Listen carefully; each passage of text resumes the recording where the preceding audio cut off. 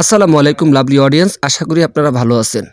এই সোনালী ট্রফির জন্য 2026 বিশ্বকাপ যেমনিভাবে স্পেন তাদের দলকে চাঙ্গিয়ে তুলেছেন এবং লামিন ইয়ামাল দলটি 2010 সালে তারা চ্যাম্পিয়ন্স হয়েছে এবং 2026 সাল মানে এই বছর তারা চ্যাম্পিয়ন্স হওয়ার জন্য তাদের দলকে চাঙ্গিয়ে তুলেছেন। তারা এইচ গ্রুপে আছেন এবং এইচ গ্রুপে যারা যারা আছেন আমি আপনাদেরকে ইতিমধ্যে নাম বলে দিব।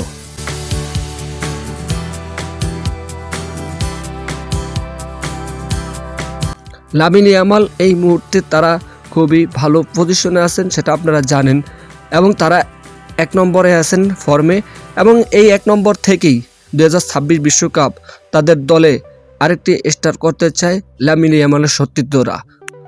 তো চলুন স্পেনের দলে স্পেনের গ্রুপে কারা কারা আছেন সেটা আমরা জেনে আসি।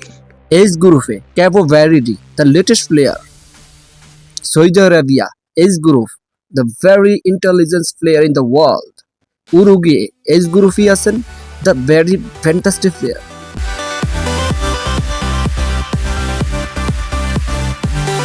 যতটুকু জানি 2026 বিশ্বকাপ মানে এই বছর স্পেন চ্যাম্পিয়ন্স হতে পারে মনে হয় যে